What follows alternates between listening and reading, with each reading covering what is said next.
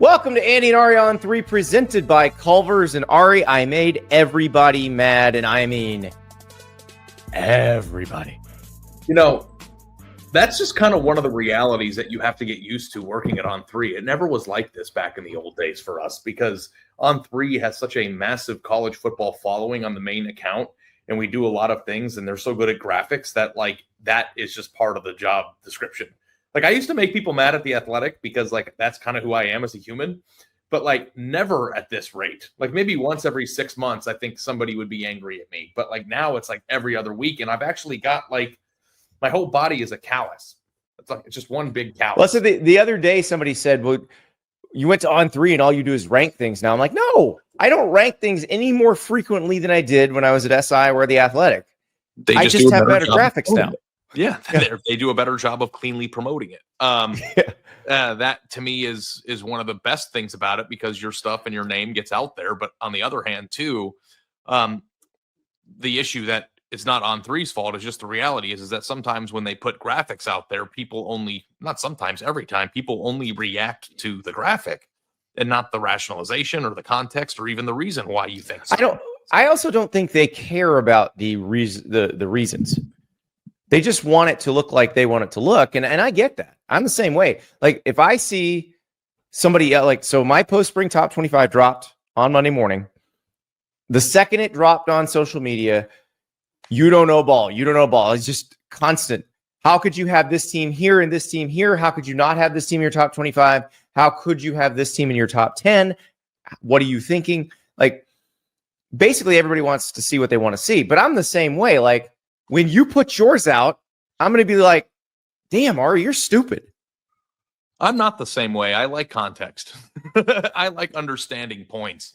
And that's part of the thing, too. It's just like in journalism specifically, you want to write the catchiest headline possible. And sometimes it seems shocking. But if you go and you read for 4 minutes the explanation for something, then it makes sense. And it's just like people don't have the energy or the desire or the want to try to figure out why something is the way it is. It's either you agree with what I already think or you're an idiot. But that's part But what I love is this does get us talking about it, because I think the fact that we start talking about it, it allows us and the people who are yelling at us about why they hate these picks to dive into these teams, dive into these schedules, take it a closer look and talk about the thing we like to talk about. Like, that's the part I always give the speech when it's an early top 25, whether it's preseason, whether it's post-spring, whether it's the one that comes out right after the national championship game. We're not doing this because we think it's going to be right. I can tell you right now, a lot of this is going to be wrong. It's a good faith attempt. It's a guesses here. Yeah. It's a good faith attempt. I like to talk about college football. You like to talk about college football. The people who watch and listen to this show like to talk about college football. So why should we deny ourselves the right to talk about college football? Yeah. Also, too, part of this is putting yourself out there. You know, it's what you think and how you think it's going to play out. But if we've known anything, it's nobody knows what the hell they're talking about. Even like, unless you're like a numbers gambler. And a lot of times the number of gamblers that are so good at reading the numbers that they don't even care who's on the team. Like, it's really hard to be right on a lot of these things. But my favorite thing to do in the entire world, and this happens periodically with me, I don't know if it happens to you, but sometimes, you know, On3 will put out a graphic and then somebody will message me on Instagram, like a one-on-one message. And I don't get the ones from random people, but sometimes I'll go through the messages and it says you have a folder here of a bunch of requests, people you don't know who want to send something and to you. Somebody will be like, you're an idiot for thinking this. And then I will engage in the argument with them on Instagram. And 9 times out of 10, like, once I start actually talking to the person who thinks I'm an idiot about the thing they think I'm an idiot about, like, the conversation ends with them apologizing. Like, because it's just like, because they don't, I just feel like people don't even know why they're mad half the time. A lot of this is just gut reaction, though. Like, with mine, a lot of the gut reaction is Illinois at number 9. What the hell are you, Illinois? Like, this is from people who didn't realize Illinois was good last year. Like, Illinois won 10 games last year and brings back most of that team. Yes. And I'm assuming we're probably going to talk a lot about Penn State today because your ranking is here. Mine's going to come out at a future date, not to inundate people with a bunch of them at the same time. But you and I have a fundamental disagreement, I think, on what to do with Penn State, although I don't really hate where you have them, and the teams that are ahead of them aren't necessarily. I mean, I feel like any team in my top, gosh, I'm going on the list now. I feel like any team in my top 8 has a really good chance of winning the national title. Yeah, and I think that's probably the new reality of college football in general. 5 years ago it was 4 or 5 teams, and now it's 12 or 14 maybe. But here's the thing that I think that is interesting about just the way that things work. And I'm going to read a clip here from the story. But I wrote a column on Monday, April 28th. That was yesterday, if you're listening now, thinking about the notion or exploring the idea, which you've heard on the show before, that Penn State might be number 1 in the offseason. And I wrote, there are plenty of you scoffing at the notion that Penn State could be number 1 headed into 2025, but there's a critical mistake many of us commit in the middle of the offseason. That's assuming what has happened in the past is always going to happen in the future. And I think that it's very easy to latch onto things like James Franklin has a terrible record against AP top 5 teams, or Steve Sarkisian's never won 10 games in a season, and all these things that are just cult lines that you just say over and over again because everybody says them over and over again. Don't mean shit right now, at all. It doesn't matter at all what you think has always happened or what has happened in the past. What we do is we discuss and we rank the teams that have the best talent right now, and we try to use that as a North Star for us to try to navigate what's ahead. And there are teams here that you would say, oh, Texas Tech, 11, Auburn, oh, they stink. Oklahoma's not even on your list, but they're going to be on mine. And people are going to go, oh, they stunk last year. And it's what happened last year sometimes can be an indication of things. Well, just ask Indiana. I don't have Indiana on my list. They're in my next 5. If you actually clicked on the story, I have Indiana in my next 5. But they're not. They weren't on any of these lists last year. And they were one of the best teams in the country. I think it's because you don't know offensive that you don't have Oklahoma in the top 25. And people would probably be like, oh, this is right. You're not going to get a lot of flack for that because Oklahoma is down right now. But if you actually look at Oklahoma and what they bring to the table, you might be upset about their receiver position. I think that's fair, but they're certainly probably from a talent perspective and a quarterback perspective worthy of an off-season top 25 ranking. We'll see. But, I don't know. And it doesn't matter. I'm not as sure about that as you are. I love John Mateer. Fight with you about that right now. We'll get to that, but it's just because Illinois hasn't been very good in the past doesn't mean they can't be very good now.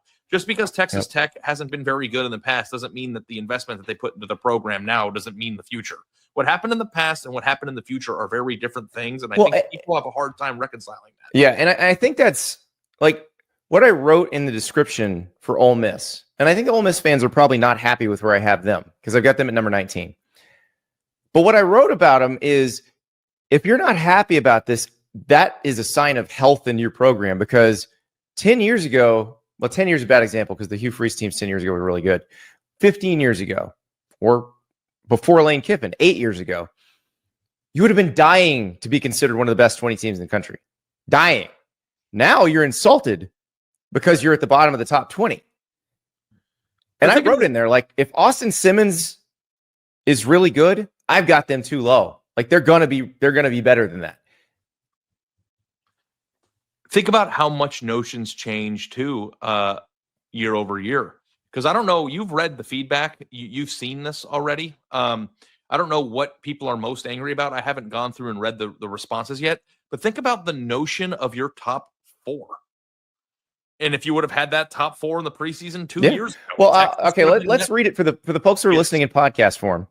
1 Texas, 2 Notre Dame, 3 Clemson, 4 Penn State, 5 Ohio State, 6 Oregon, 7 Alabama, 8 Georgia, 9 Illinois, 10 Florida, 11 Texas Tech, 12 South Carolina, 13 Auburn, 14 SMU, 15 LSU, 16 Arizona State, 17 Michigan, 18 BYU, 19 Ole Miss, 20 Miami, 21 Tennessee, 22 Nebraska, 23 Iowa State, 24 Louisville, and 25 Iowa. So, yeah, the top 4, Texas, Notre Dame, Clemson, Penn State. Now, 3 of those teams were in the semifinals last year. So I think that probably tells us I'm going to be wrong because I don't think 3 of the same 4 teams that were in the semis are going to be in the semis again this year. But it used to be that way. It did used to be. I don't think it's going to be that way anymore. But like the Notre Dame thing, I got a lot of pushback on having Notre Dame number 2. Notre Dame always loses the big one. Notre Dame never beats anybody. Notre Dame was never the wins second place the team one. last year, and they're probably going to be better next year. People said Notre Dame never wins the big one to you, like 6 months removed from them winning multiple big ones. Yeah, it's amazing. Okay. It's amazing. And like here's the thing you got to think about for Notre Dame. Like this is the simplest way to look at the Notre Dame situation. 2 guys who started on the offensive line in the national championship game left because they weren't going to have starting jobs next year. That is incredible. Incredible. That's how good Notre Dame's offensive line was going to be, because it was already really good. But you have Charles Jagasa, who missed most of last season. He ended up starting in the national championship game because some people were hurt. But he was, he's going to start. So somebody had to leave. And then you've got a couple other guys who've been waiting their turn who are potential great players. That unit is going to be really good. And I would like that. A good offensive line is the most recession-proof thing in football. It doesn't matter if it's the NFL, college football, high school football, it doesn't matter. If you have a good offensive line, you're probably going to be good. It's really hard to be a bad team with a good offensive line. So Notre Dame has a really good offensive line. Defensively, they might be as good or better. Like they had some injuries last season. Like we didn't know how much Leonard Moore was going to have to play for them. Leonard Moore's one of the best corners in the country. Yeah. Now we know that. Yeah. I love that even what we were talking about at the beginning of the show, Andy, is already changing of notions. Texas being number 1 would have drawn the biggest eye roll in the history of mankind. Notre Dame couldn't win the big one before last year, but guess what? They did something new because they had good players and won big ones. And actually were quite competitive with a team that just had 15 players drafted. They're a really good team. Clemson is back. In my opinion, I think that, I might, reorganize your top 4, but I think that your top 4 is probably going to mirror my top 4. Certainly your top 5 will. But yeah, the notions are out the window. And also you don't have to be as deep as you used to be. You just do not have to have recruited top 5 classes 5 years in a row to be good. Speaking of depth, though, I did nod to depth here in the top 10. So when you and I did we averaged out our polls for the way too early, we had Alabama about where Alabama finished last year. So 13th. Mm-hmm. I moved them up to 7th because I'm looking at Alabama's too deep and I'm like, oh my God, they're still loaded. So a lot of my concern was, what are they going to do at quarterback? They didn't go get anybody in the portal. So they clearly think that one of the guys on the roster is the answer, whether that's Ty Simpson, whether that's Austin Mack, whether that's Keelan Russell. And Keelan Russell is the new freshman guy. But I look at the talent around them, that defense is going to be really good. Yeah. They're not going to have to win shootouts. So Alabama should be a playoff team. Looking at it realistically, if I go roster for roster, I don't care who they pick as their quarterback. They should be a playoff team. Yeah, the thing that I think is interesting about Bama is kind of a mirror of how you do the whole list, Andy, which is how much do you weigh the quarterback position, and does that scare the hell out of you? That's always the thing with me. It's Oklahoma, in my opinion, and I don't mean to keep going back to this, probably is going to have a quarterback that is a top 5 quarterback in all of college football. And it's I look at this list and it's how many of the teams on this list have a better quarterback than John Mateer? I'm looking Riley Leonard and 5. Will Howard were the starting quarterbacks in the national championship game last year. Right. You don't have to have a first-round quarterback to win a national championship in college football. It's not the NFL. You do not have to have an ultra-elite quarterback to win the title. I also do think that ebbs and flows, because there was a certain point in time 4 or 5, 6 years ago where all the quarterbacks in the playoff were all draft picks, like Tua and Trevor Lawrence and Justin Fields. Mm-hmm. There was an era Kyler Murray, where all these guys, so it's I don't know. I mean, clearly you don't have to, because we're a year removed from that not being the case. But then 2 years ago, the national championship game featured 2 top 10 picks at the quarterback position. So I don't know if I'm ready to just be oh, well, and Will Howard and Riley Leonard were both drafted. So it's we're not talking, that you need to, but I also don't want to like scoff at the notion that having a top 5 quarterback in college football probably earns you a spot on this list regardless. Oh, I mean, look, I have Florida there strictly because of DJ Lagway. But I'm at the point, Andy, where I think that John Mateer is in that conversation. Like, that's the thing that I have a hard time with. It's like, if you believe that for Florida, then I don't know how you also believe that Florida's offensive line is a lot better than Oklahoma's offensive line. Yeah. Florida has the best center in the country. Does Oklahoma have the best of any offensive line position in the country? Not that I'm aware of, no, but they did improve. Okay. Like, they did improve it. That's Florida's offensive line is actually pretty good. Yeah.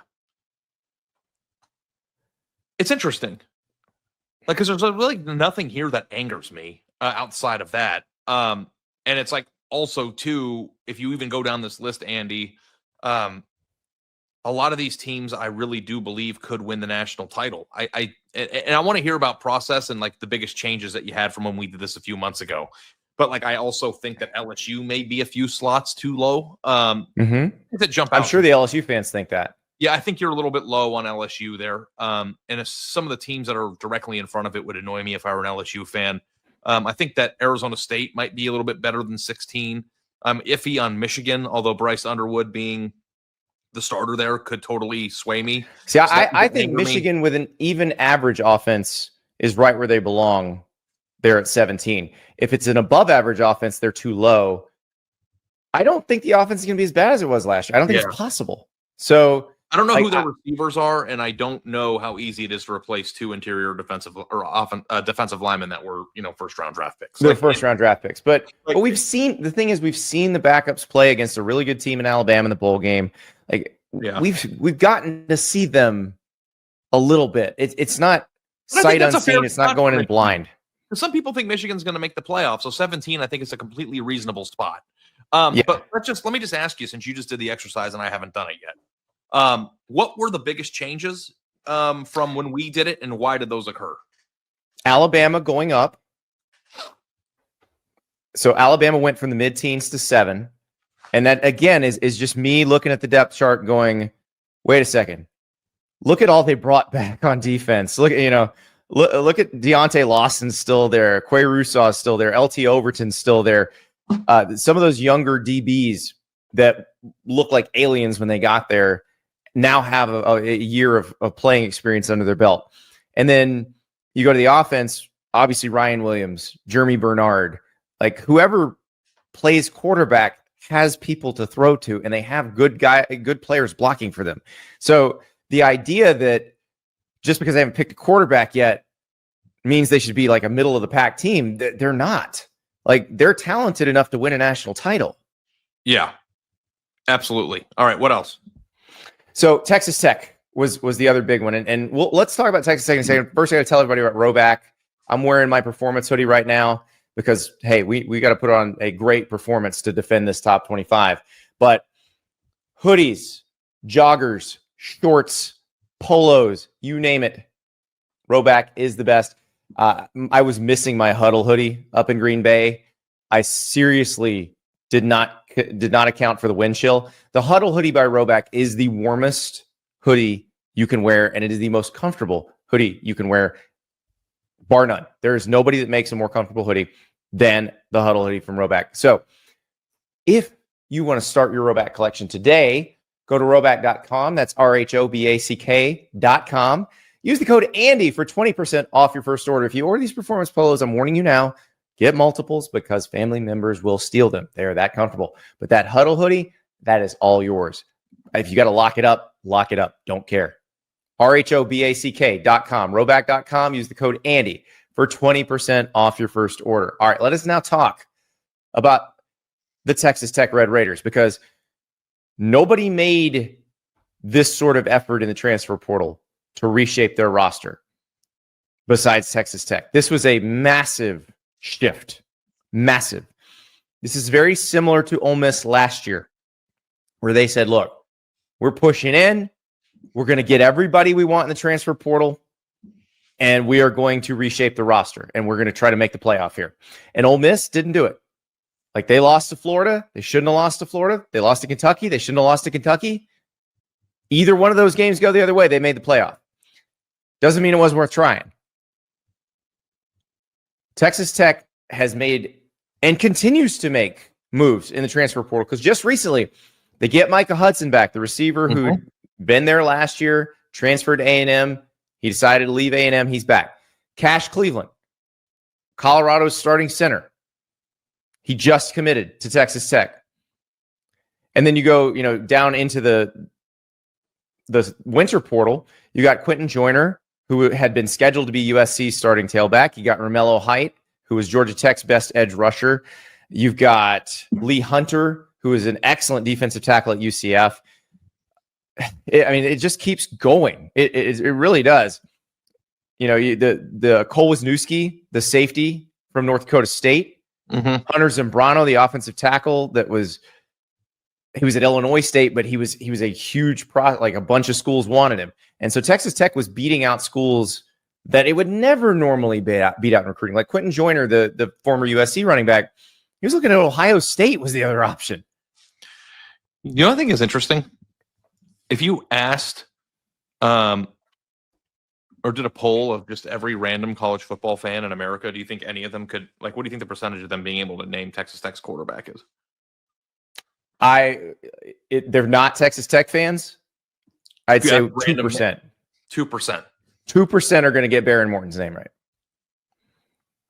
And that, I think, is interesting because there is a lot of expectations, and I don't know. Baron Morton is one of those, I say this throughout this top 25, when a Big 12 team pops up, there are so many good, solid returning quarterbacks in the Big 12.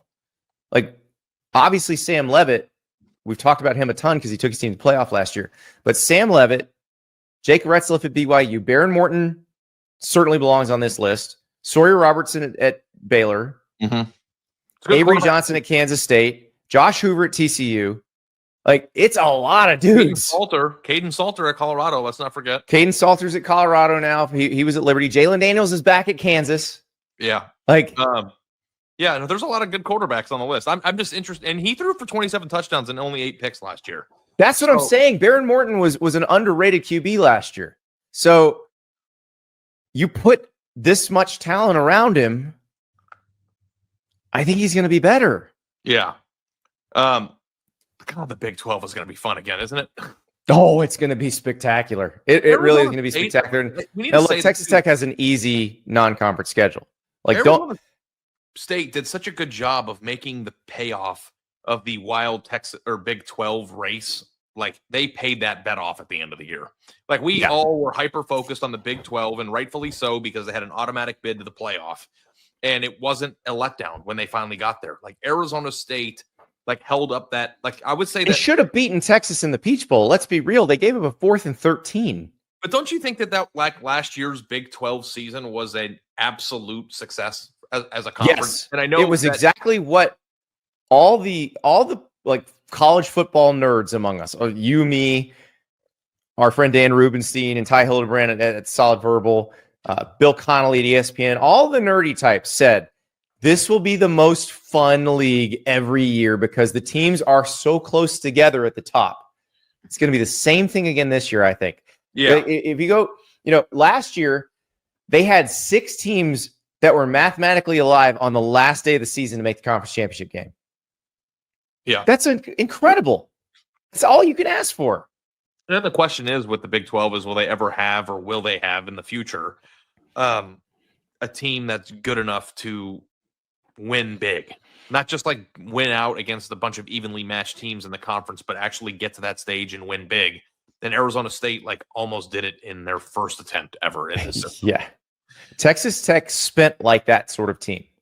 Now, if I were to compare side by side the 2024 Ole Miss roster and the 2025 Texas Tech roster, I don't think I would say the Texas Tech roster is better. No. We already know there were 2 first-round draft picks on the Ole Miss roster, a quarterback and a defensive tackle. So proportionately, in comparison to who the rest of the league, I think that you could make the case that they're more primed for success. Agreed, because Ole Miss did what it had to do to get even with the Georgias and the Alabamas and the Texases, the teams in their league that were already like that. There are no teams in the Big 12 that are like that. So Texas Tech is trying to be the first team like that. Yeah. The Texas, it's not just like this season too, Andy. Like it's like the quest to take over the Big 12 is fascinating to me. Just like who's going to like not just be the best team in a given year, which team is most propped up for long-term success as like one of the powers of the conference. Well, can we put the Big 12 members back on the screen, River? I'm just going to do this for you. Because let's just talk about returning productive starting quarterbacks. And I'm going to go alphabetically. Noah Fafita at Arizona State, Noah Fafita at Arizona, Sam Levitt at Arizona State, Sawyer Robertson at Baylor, Jake Retzlaff at BYU. We talked about Caden in Colorado, but we haven't gotten to see him play there yet. But he was good at Liberty. He'll be fine, yeah. Yeah. Rocco Becht at Iowa State, Avery Johnson at Kansas State, Jalen Daniels at Kansas, Baron Morton at Texas Tech, Josh Hoover at TCU. Good God Almighty. That's more than half the league. Yeah, I'm with you. It's going to be fun. It's going to be fun. So I love that. I'm very excited about that. The show was going to turn into a 10-minute discussion about the Big 12, but like, I don't know. Are we at 8 minutes, River? Like the Big 12 quarterback thing is super interesting. The idea of Texas Tech, like, should Texas Tech be the favorite in the Big 12? I think is a legitimate question. And because they put together a roster that isn't like the other Big 12 rosters. And you've made the case that they are, right? That's the highest ranked Big 12 team. That's what I'm saying, because I have them ranked higher than the other Big 12 teams here. Yeah. So do you want to jump down to Arizona State for a second? Yeah. Where, like, how did that go internally with you in terms of where you put them, and did you think about going higher? Yeah, I did. But the thing is, it's like one game difference. Like where Texas Tech is and where Arizona State is one game different. Yep. And that's the part that I think people get so mad about. But like, if you look at the teams at 10 through 15 and the teams at 16 through 20, it's only going to be a game. And sometimes it might not even be a game. They may have the same record. It's just who beat more impressive opponents. Yeah. Yeah. And they play each other, don't they? They do. They do. So they'll get a chance. I mean, and there's a lot of they'll get a chance. Like, if you're an LSU fan mad that I have South Carolina ranked ahead of them, don't worry. They play. Yeah.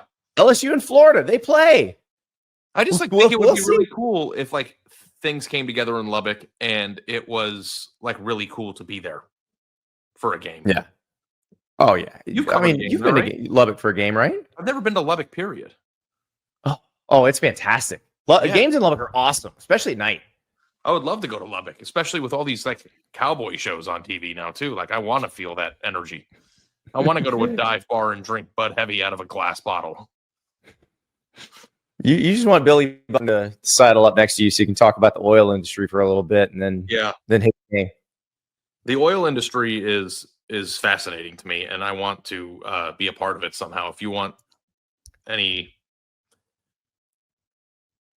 college football podcasters as part of your business, just give me a call if you're an oil baron. I want a 9,000 square foot home in Fort Worth, and I want to walk around in a cowboy hat one day. I told my wife I was going to go to Cavender's and get a cowboy outfit, and she just like rolled her eyes and went to sleep. Wait, no, hold on. Okay. I'm sensing something here. We need to, we've been talking about making bets and we do need to make some bets. Is Arizona State your Big 12 favorite? I think so, but I don't like, it's not something I would bang my fist on the table again. Like, I don't hate you. Can we place a bet on the Texas Tech Arizona State game? Sure. If Texas Tech beats Arizona State, you have to do the show in a full cowboy ensemble, not just the hat. Like, I want chaps. I want all of it. Yeah. Because like all girls think that cowboys are like rough cowboys are hot, right? Like I want to be a hot cowboy one day. They are not going to think you're a hot cowboy. I mean, hey, you know what? I got 6 months of lifting before now and then. I'll grow some stubble and say, "Pardon me, ma'am," and take the hat off. I can do it. We'll get you some tight Wranglers. Yeah. Yeah. I mean, like in Dallas too, there's a lot of like very expensive cowboy attire places too, Andy, like where you can go in and get one of these shirts that's like $8,000 and it like looks like a Native American print. Have you seen these? I mean, you watch the shows, like where Beth Dutton would shop. It's called Pinto Ranch. I went in there because I have dressed like a cowboy once, and I had to go get cowboy. And I went in there and I was just like, wow, this stuff is really expensive. And I was like kind of blown away by it. But I'm like really into the rich cowboy aesthetic. And then like a sick King October 18th in Tempe. Maybe we should go. Like we should just go to Tempe. I'll go to the game in cowboy attire. Just mess around and show my hometown a new side of me. Well, they think that they're gonna think you're rooting for the visitors. So I don't know if we should do that, but I guess that's true. Yeah. Although there are a lot of people, like I went to high school with people who dressed up like ranchers. That's true. No, in Arizona you fit right in. Yeah. Although it's not really the Arizona State vibe. No. I could wear one of those helmets with beer chuggers on the side, and then I'll fit in at Arizona State. Maybe I'll wear that. Yeah. I'll wear that. You wear the cowboy outfit, even though I'm the one who wins if Texas Tech wins. Yeah, I'm gonna go for the chubby Jewish guy transformation to a rugged hot cowboy. You think I can do it? I believe in you, Ari. I think you can do anything if you put your mind to it. Pardon me, ma'am. I'll tell you what. And if you like it, you wear that to the Texas A&M Texas game in Austin Thanksgiving weekend. I was walking into a breakfast place for brunch with Britt, or I met Britt yesterday with my daughter, and I had my daughter. We were walking in, and a dude who was wearing gym shorts and a backwards hat, like athletic backwards hat, like said howdy to me on the way in. Like he just like walked by me and said howdy. You know, people are nice when they say things like nice things to you when you walk by. Mm-hmm. And I remember this happened yesterday, thinking to myself, like, do you say howdy to everybody? Like, is that your word? Like, I was like, because I said hi back, and it's like, how do you become a howdy person? I think you got to test drive it. I had in my head yesterday. You need to test drive it. Start saying howdy where you normally say hello or hi. It's howdy. I get see how it fits. I get being a howdy person, like in the sense that you grew up on a ranch somewhere. I don't understand like how I, who grew up in Phoenix, could be a howdy person. I think you're whoever you feel like you are. Yeah. If you feel like a howdy, you say howdy. Yeah, I don't feel like a howdy person. Well, we're going to dress you like a howdy person after the Red Raiders beat the Sun Devils on October 18th in Scottsdale, or not in Tempe. Do you have a word? I don't think so. We know you have a word. It's electric, but I know. But do you have like a word? Like, how do you usually greet people? I mix it up. I just say, "How are you doing?" I'm like, "Hello, hi, howdy." Do you say hello to people when they walk by you in public? Are you nice like that? Oh yeah. I mean, I live in the South. You kind of have to do that. Yeah, it's like you got to wave at everybody. You got to say hi. Yeah, how you doing when they walk by? Mm-hmm. I'm not. This is what goes on in my head. Can I make a confession? Are we in a safe space here? Sure. When I travel to New York for work, and I can just barrel through people and don't have to acknowledge them at all. Is that what you do? It is nice. Like not having to say hi to everybody. Yeah. I'll tell you what. I'll tell you what. All right, let's get back to football. Back to the rankings. Okay. Anything else that stuck out to you? Like one thing I thought was interesting is I had Alabama fans mad at me thinking the ranking was too low. They better. I know the Georgia fans are mad because they think. Like, I mean, this Alabama too low. Like, I know you guys were the king of the sport for like 15 years. I don't know if this is the season where you become normies. I don't think it is, Ari. I don't think they're going to have to be normies. I think they're going to be a playoff team. Yeah, which allows them to expect national championships. At 11 makes you a normie. Like I don't like. I think that they've been levitating above the rest of us for so long they forgot what it's like to be a team that has questions going into a season. Well, I think last year reminded them, especially the Oklahoma game last year. Last year, like, wait, what? Last year could have been a blip. If it happens again, then you're a normie. Right, that's true. But I don't think it's going to happen to them this year. And I like their runway because, look, we don't know what Florida State's going to be. But they should be able to beat Florida State, even if Florida State is back to being pretty good. ULM, Wisconsin, and then you go to Athens and you kind of figure it out. And the thing is, if they win that game in Athens, there's a good chance Alabama is 6-0 going to the Tennessee game. Yeah, and like we think they're going to beat Florida State. We think they're going to beat, Wisconsin pretty easily, right? But I don't know what Georgia's going to be. But River made this comment to me before the show started, and I actually agree with him. I think that it's very likely that one of these two teams is going to vastly underperform. Well, Georgia. Okay, let's talk Georgia, because Georgia's another one where the Georgia fans think I have them too. Well, certain Georgia fans do. I think the Dogs HQ message board crowd that seriously dissects the roster every year, I think they're probably maybe outwardly mad, but silently nodding in agreement with me. Like 8 seems about right. Like, yeah, because here's the difference between Georgia of the Georgia last year, because I would say that Georgia 2023 was better than Georgia 2024. And if you put Georgia 2023 into a 12-team playoff, there's a solid chance Georgia has 3 consecutive national titles. But Georgia just going to be what they were again? I don't know that anybody's going to be that again, whether it's Georgia or Alabama or Ohio State, because Georgia 2021 and 22. No, I'm saying Georgia is going to be what it was last year again. I think they're the same team. That's the question.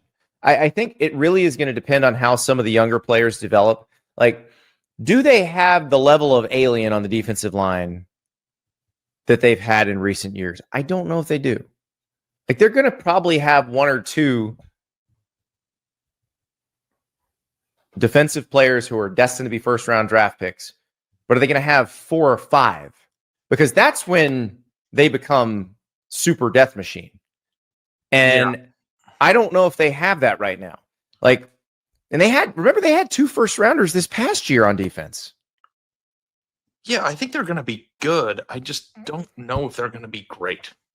And like I said this to you on the show like a month ago, but I was listening to Kings of the North because I listen to my friends all the time, and they did a show where they were talking about locks for next year's playoff. And Landis said that Georgia was a lock for next year's playoff. No. I thought that was interesting because it wasn't just because of how good Georgia typically is. It was because of the path that they have there, the built-up equity they have as a program, and the fact that like you can count on their defense being very good. And also with the fact that if Georgia is sitting there at 9-3 but has a win or 2 against some of those big meaty teams in the schedule, that they might be a 3-loss playoff team. Like I think that like that makes a lot of sense. But when I look at Georgia, I think I'm on high alert for their offense being really bad. And I don't know. Well, here's the other thing. Our schedule's a little wrong because it says Alabama's on the road. It's not. It's at home. So they get Alabama, Ole Miss, and Texas at home this year as opposed to having to play them on the road like they did last year. Now they went 2-1 in those games last year. So it's still not going to be easy. Like going to Knoxville is not going to be. If you're not the rolling ball of butcher knives that you were, where you had 3 generations of 2021 Georgia D-line had 3 generations of first rounders on it. They had guys that were first rounders in 2022, guys who were first rounders in 2023, and guys who were first rounders in 2024 on the same defense. Like, it was insane the level of talent they had stacked up. Yeah. It's not the same. I think 8 is just right. You hit the porridge right. Like, it's like they're going to be good. They're going to be hard to beat. They're not going to be scary the way they've been in the past, and I think they'll make the playoff. Like, I am interested. Like Noah Thomas comes from Texas A&M, playing receiver for them, a big rangy guy on the outside. Like, does that make a huge difference for them? Because I do think they've underperformed at some of the skill positions. Well, I guess last year, because they certainly did the year before. And when they had Ladd McConkey and Brock Bowers out of the receiver room, both healthy, they were awesome. Yeah, I mean, I don't know. I mean, it turns out that they had an alien at tight end. We knew that when he was in college, but what he did in the pros showed us. They had 2 draft picks at the receiver position last year, but no explosive dynamic playmaking ability. Like, I don't know if I look at Georgia and go, holy crap, they got so much better. Like, they lost their quarterback, and I'm not a huge Carson Beck guy, but we don't know what their quarterback's going to be. I mean, maybe he'll be awesome and things will be different, but like, I know they've got a good tandem of young running backs. They seem perfectly happy to take Gunnar Stockton instead of Carson Beck. Like that doesn't seem like there was a lot of debate over that. But does that mean that Gunnar Stockton is awesome or that Carson Beck is average? Like, I don't know. I don't know. It might mean that they're basically the same and one was younger than the other. And one was probably much cheaper. So one doesn't have a Lambo. I don't know. Does Gunnar Stockton have a Lambo? Not that I know of. So I don't know. Like, I think that Gunnar Stockton would never drive the Lambo SUV, which I've been on this rant before. But if you're going to buy a freaking Lambo, buy a Lambo. Don't buy the SUV. It's like a Lambo hatchback. I think what's Alabama, the point? Yeah, I mean it's fast as hell, Andy. But you look like a soccer mom. What is the point? I don't think you look like a soccer mom in a Lambo SUV. You very much look like a soccer mom in a Lambo SUV. By the way, I was eating dinner on. Sorry, I'm just keep doing this to you. We were eating dinner at a Mexican restaurant on a double date on Saturday night, and we had a porch seat, and it was called Las Palmas. It's, I guess, one of the better Mexican restaurants in the city of Dallas, and it's really hard to get a reservation. And it tasted exactly like every other Mexican restaurant I've ever been to. I don't know why. Tex-Mex. It's not real Mexican. We've discussed this before. Yeah. No, I know. I'm just saying, like, it's a place that's really hard to get a reservation. Like, we had to pull some strings to get in, and I ate there, and I thought I was at Chili's. But the thing that was interesting is that we had a patio seat, and it was in the core of downtown Dallas. And some guy pulls up in the valet area because the valet area was by the patio in a huge, brand new, beautiful Lambo. And when he got to the stand at the front, he parked his car and then he revved the engine. So it made that big Lambo roar, you know? Yeah. And every single girl on the patio was like, ugh, oh my God. It's like, do you know how big of a loser you have to be to have a Lamborghini and turn off 20 girls at the same time? Like, if you have a Lambo, just let it speak for itself. You don't need to make noise. You don't have to rev your engine. Everyone knows. Everyone saw it. We know you're rich. We know, you have the car. But, like, use it with class, please. Just use it with class. You don't have to rev your engine. We saw it. Everybody saw it, buddy. You valeted in the front of the restaurant so everybody could see it. We saw it. Okay. Was it a Lambo SUV, though? No, it was a car. It was sick. But it was just like... Exactly. He's smart enough to at least buy an actual Lamborghini and not a Lamborghini by Volkswagen. But if I had a Lambo, I would drive a Lamborghini Tiguan. I would drive it in a classy way. I don't think I would like try to draw attention to it. I would let the car speak for itself. I'm just Googling Gunnar Stockton truck because I don't even need to know what Gunnar Stockton drives to know he drives a pickup truck. Yeah. Not only does he drive a pickup truck, Ari, we'll send the pictures to producer River. We'll have the B-roll run when we talk about this. It's a classic F-150. Looks like early 90s, late 80s. It's still got the metal mirror mount. Yeah. I mean, those are actually kind of cool now, coming back, like all the classic cars and stuff. Andy, this is maybe a segment on a podcast that's a little bit slower, but you know how everybody always talks, because it bothered me on Saturday when we were talking about Shedeur Sanders and like the fact that he was wearing a big diamond chain and how everybody was comparing him to Cam Ward, who wore an understated like gray blazer and not a ton of jewelry. Didn't everybody else in the first round have a giant diamond chain? I don't know, but like Shedeur Sanders' chain looked like it was worth more than my home. I don't know anything about that type of thing, or how much a chain like that would cost. But everybody made leaping assumptions of like, well, if you were iced out like that, you're probably not the type of quarterback I would want. Look at Cam Ward; he's the #1 overall pick. He was understated in the way that he dressed, and he's probably going to be better off. And it's like last year, Jaden Daniels wore a bunch of chains to the draft, so shut the hell up. But in that vein, where we want to cast aspersions on somebody for what they choose to wear or drive, if you were the GM of a college football program, what would be the preferred automobile of your starting quarterback? Like, what would make you feel good if your starting quarterback chose to drive that? Would pickup truck because you drive a pickup truck, would that be your thing? Well, how cool is this pickup truck? Is my question. Saying, like, do you think that like Gunnar Stockton is the ideal? Like, if you get in like a stock, just lariat, because that's kind of boring. Quarterback in power football has a sick car because that's their NIL deals, and like the dealership is the most cliche NIL thing, right? But like, if you had that money and the ability to choose what you would drive, how would you go about it? And I would probably be like, I would pick something really cool. But I think that like picking a pickup truck is probably your speed, right? Like, what would you think? I like a monster truck. Yes, that'd be great. I would think that would be awesome. I want all the bells and whistles on your monster truck. Or if you're gonna go Lambo or Ferrari, get something that looks really fast and not something that looks like a tiny little SUV. There's Gunnar Stockton's truck, and that's exactly what you would expect Gunnar Stockton to drive. But like, does that make you feel better about him being the quarterback? Like, if he drove a Lambo SUV, doesn't really change anything. Okay. No, if it's not a Lambo SUV, like, is it a Murcielago or something I can't pronounce? That's the one I want you driving. You would also say like the Venn diagram of somebody who would drive a Lambo SUV and would date a cabin or twin as a circle, right? Solid circle. Solid circle. Cam Newton was a big pickup truck guy. Like, he had a donked up truck when he was playing for the Panthers. Like, quarterback in the big pickup truck, I'm a fan of. I just think I would want a black Range Rover with black wheels if I were a quarterback. That's fine. I can live like a quarterback driving a Range Rover. Yeah, all for it. Something that's like super classy and nice, but also not like everybody's face melts off when you drive by them. Yeah. Maybe you're thinking electric and you go electric Escalade or something like that. You want the nice luxurious SUV. That's fine. I get you. I don't know. But my thing with like this type of stuff is always been get something super nice, but isn't overly flashy. Like, that's my lane. I wouldn't want to be like, I wouldn't want something that everybody stares at. Like, if you buy a lot, like also too, like if you buy a Lambo and it's lime green, like, what are we doing? Like, it blows my mind. Like, people. You are saying, look at me. It is true.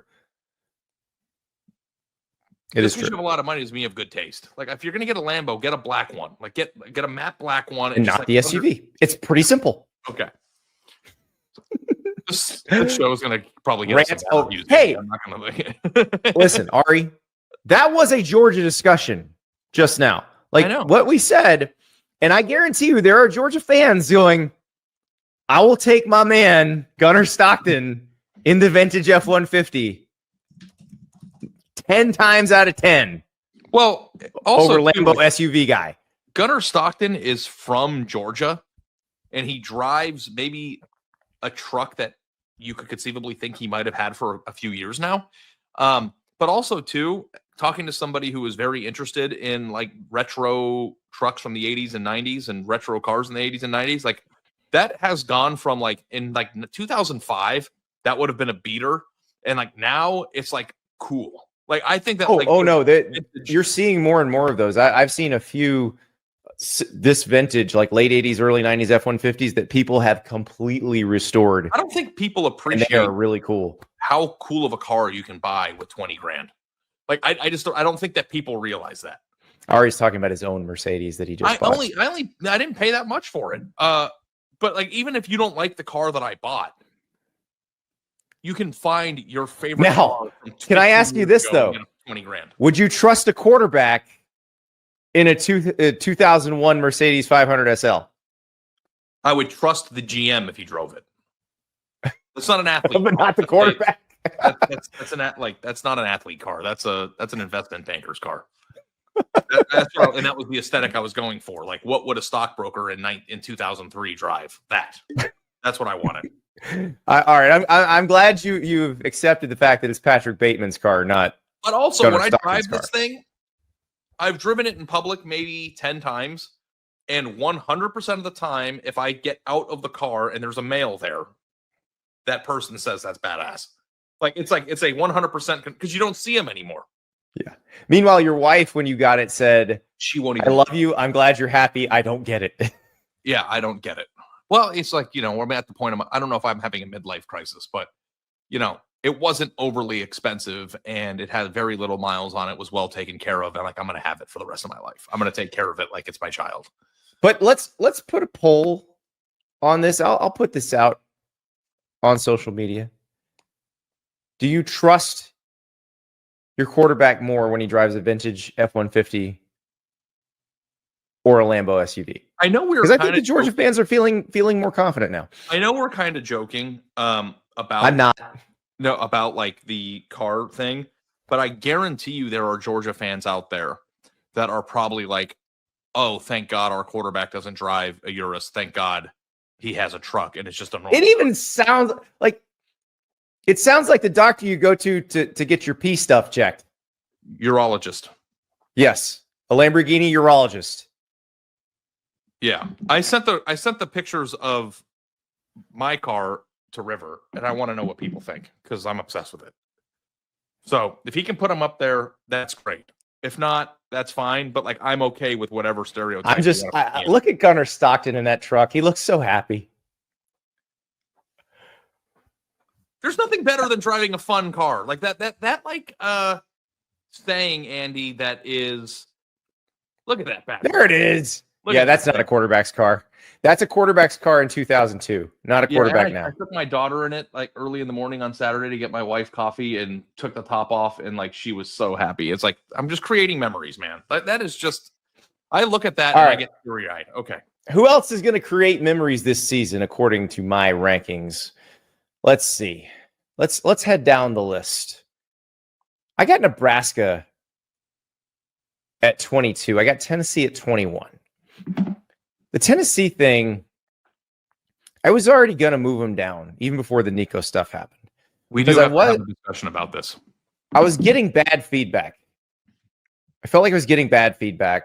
I felt like the offense was not evolving very much. This is when Nico's still there. Like, I'm not worried about the defense. I actually think Tennessee's defense is going to be fine. But I'm concerned the offense is not going to, or was not, I was concerned the offense was not going to improve. Then Nico left. Now you're dealing with a situation where you're going to have a first-time starting quarterback or a guy who's started a bunch of FBS games but just got to school in May. Like, it doesn't bode well, I don't think. But I do think they're going to have a good defense, which is why I still have them in the top 25. Yeah. So the thing about it is, how much do you think the offense is going to struggle this year, if at all? Okay. Are they going to be able to run the ball like they did last year is another question, because it's a rebuilt offensive line. They had some older offensive linemen that had been there a long time that have moved on. Dylan Sampson's gone. So I just need to know where it comes from. Now, maybe this new offensive line, which these guys are higher rated recruits than the guys that they're replacing. So maybe they do develop into a better group than the one before it. But we don't know. I just don't know that right now.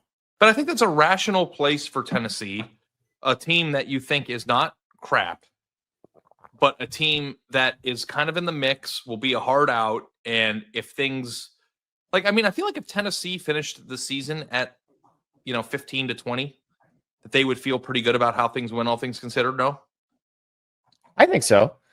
After what happened with Nico, I think they'd be cool with that. But I don't know. I worry we built Joey Aguilar up so much that people are going to think he's supposed to step in and win the Heisman. Yeah. I mean, yeah. By the way, great Heisman story if you're a big story on the Heisman guy like me. Just want to rip that Band-Aid off. But the thing with Tennessee is that I don't know that they were a top 10 team with Nico, so I think you have to move them down a little bit. And I have seen, because I am the mayor of Vol Twitter still. I still have the crown, 2 weeks later, Andy. Oh yeah, you've sucked up to them quite a bit. Haven't, but like also too, like have seen a lot now that the Vol Twitter's like my algorithm. A lot of people who have been very upset with Heupel and their attempts to land players in the portal lately. And I don't know. So you have the Volgorithm now, like I'm in the Volgorithm. You have the Calgorithm. Yeah. And River, now we have the Volgorithm. Stuff. Like River sending me stuff is kind of like has like trained my computer and my Twitter and on my phone, even on like Instagram, I get Vol stuff. Like I'm all in, dude. Like that's me. So Nebraska at 22. That's the one that's a little weird to me. Like I don't know. I like what they took out of the portal. I realized they lost a lot defensively to the draft and to the portal. A lot of that was when Tony White took the Florida State job. But I feel like they made the offense better out of the portal. They had some pretty good players defensively. Like, I think if that offense can be better, and we'll see, because they did try to improve the offensive line. They went and got Rocco Spindler from Notre Dame, who was one of the guys at Notre Dame who might not have had a starting job when if he came back. Elijah Pritchett, who was the starting right tackle at Alabama the last couple of years. Dane Key, the receiver from Kentucky, who Kentucky couldn't get him the ball, but he's pretty talented. Yeah. So Dylan Raiola has a lot more to work with, it feels like. And if the defense can be about as good, I don't even know if it has to be as good, then I think you got a team that can win one or two more. Like, is that how many more? What does this team have to do? Win one more game than it did last year? Two more games than it did last year to be here. I am probably going to make some people upset, Andy. I am on high alert for Raiola not getting that much better. Like, I don't know where you are, but like a year ago at this time, like you saw him getting sacked in the flag football game by the girl, and now you've decided you're done. Is that what it was? Kind of I saw that on the internet yesterday. Happened in the flag football game with the girl is the exact number one criticism of his game, which is he takes sacks and can't escape from pressure. Like, and that who cares about the flag football game? But like my thing with him too is that like I was ready to like call him a Patrick Mahomes clone a year ago. And then I had a conversation with some talent evaluators and watched him actually play last year. And those things that they pointed out to me were actually true. And I don't know how much you can improve on those things. So like, I was anticipating Nebraska having like a homegrown first round draft pick at quarterback. And I'm not saying that can't happen because, he still has a rocket arm and certainly has a lot of, skill sets that you like in a quarterback prospect, but like also too, I don't know if I'm in the camp of like Nebraska should be number 12 this year because Raiola is going to be a monster. Like, and I actually think that you agree with me, because if you did think that Raiola was going to be some sort of like huge savior type player, you would have had them higher on your list. No, I'm saying I think Nebraska's floor is rising. I don't necessarily like. I'm with you. I'm not looking at him as a juice. It would not be 22. Right. I am not looking at him as a potential first round draft pick, which is a shame because that's what that's I thought. How I'm looking at DJ Lagway. Here's the thing that is interesting. One of the first videos that you and I did together when I got the job at On3 is we went on our little road trip and we did a video outside of Ohio Stadium. Remember that day? Mm-hmm. And we had an 8-minute video, I'll never forget, about the importance of Nebraska having Raiola. And this might have been after he torched Colorado. And like people were already saying that he was like the best downfield passer Nebraska's had ever. Like that's exactly when it was. It was they'd beaten Colorado the night before, and yes, everybody was very excited. But now, if you open up in River, do me a favor and put Andy's top 25 back up on the screen. How many teams above it have better quarterbacks than them? Think about it. Texas has Carson a better Beck. Quarterback. Let me phrase it this way. How many of the teams would you trade Raiola, or would you not trade Raiola for their quarterback? Okay, I wouldn't trade it for Arch Man, or I wouldn't trade Arch Manning for him. Right. Certainly wouldn't trade Cade Klubnik, wouldn't trade Drew Aller. I don't know about Julian Sayin yet, and I don't know about CJ Carr, who I've skipped him. Would you trade them for him? No. Would you trade Raiola for the unknown? Let's go all the way with it. I'll answer it if you don't want to. I don't know if I would. Because although those guys were very highly rated prospects as well. So far we're 0 for 5 in the top 5. Because I don't know about Dante Moore yet, but I probably wouldn't make the trade. Would you or would you not make the trade? Probably not. Okay. Alabama? No. Maybe. Keelan Russell. I'm kind of excited to see him. Okay. So Stockton? I love his pickup truck. It belongs in Georgia. Altmaier? I would take Luke Altmaier. DJ I would take DJ Lagway. I'd take Baron Morton right now. I'd definitely take Lenore Sellers. Jackson Arnold, that's a good one. That one I might make the trade. Yeah. Kevin Jennings. People are down on Jackson Arnold, but that's a toss up for me. Kevin Jennings. Yeah, Kevin Jennings. No, he's been other than the last 2 games. Last 2 games was pretty bad. Definitely not making the trade with Garrett. I want Garrett Nussmeier at LSU. Tim Levitt. Definitely not. Bryce Underwood. keeping Bryce Underwood, keeping Jack Retzlaff, definitely keeping Austin Simmons, and keeping Carson Beck. Rocco Becht? Keeping Rocco Becht. Might make the Miller Moss trade. We got Louisville next. Miller Moss? I think I'd trade. What's the kid's name from Iowa? Mark Gronowski, I need to remember 2023 Walter Payton Award winner from transfer from South Dakota State. So I'm not trying to neg him, but we just went through the entire top 25, and you weren't sure that you were going to trade Raiola for literally any of them. No, because I'm not looking at this as a Dylan Raiola play here as Nebraska being number 21. He does not have to be spectacular for them to be 21. If he's spectacular, they will be much higher than 21. Could you imagine if we played that game with the same top 25 in Raiola a year ago? It would have been tougher.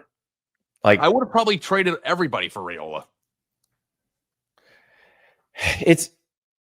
That's the problem. But here's the other thing. We are assuming no improvement. When is the usual biggest improvement? Right. Between year one as a starter and year two as a starter. We could see a completely different version of Dylan Raiola.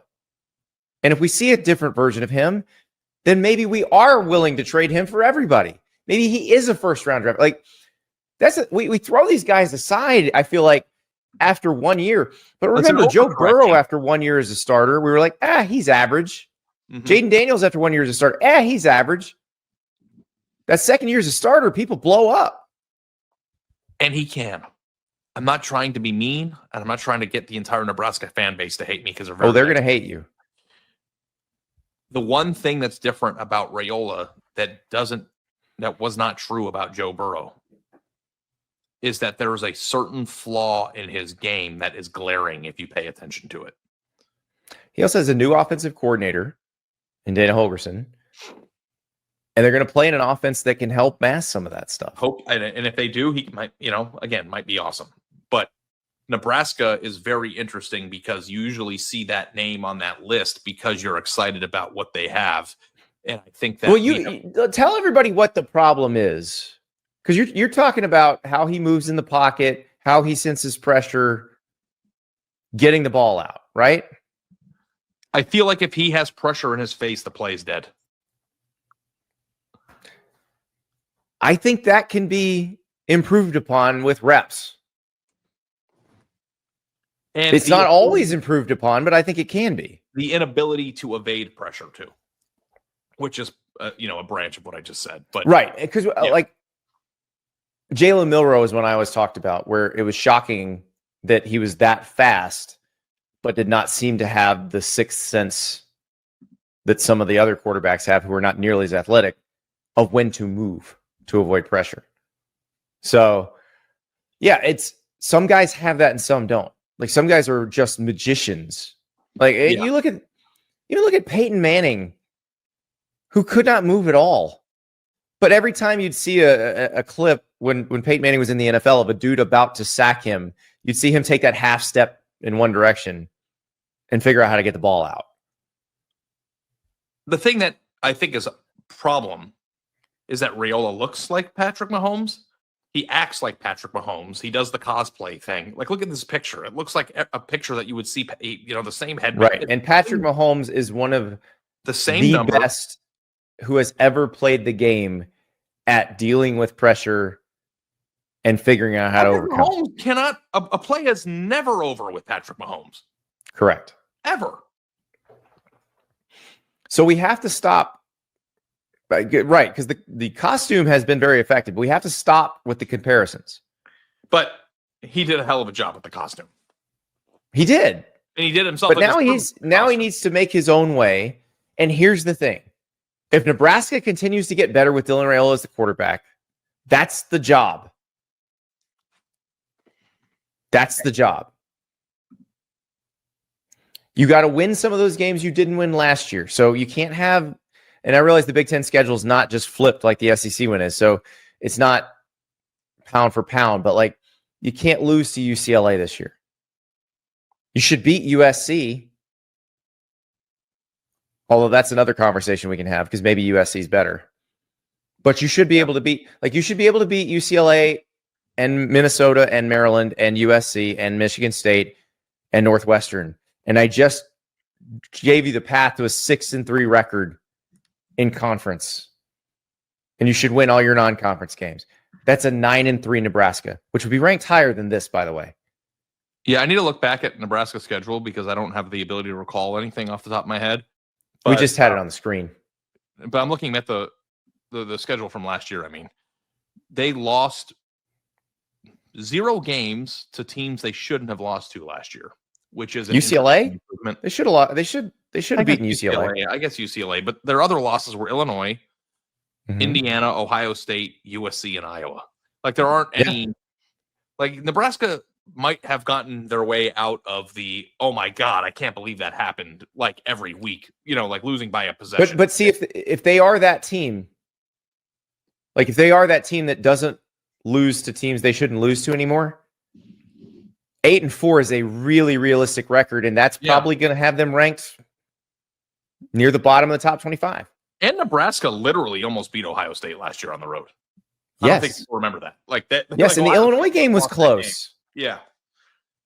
But the way the Illinois game ended is the reason why I can't get past what I was talking about with Dylan.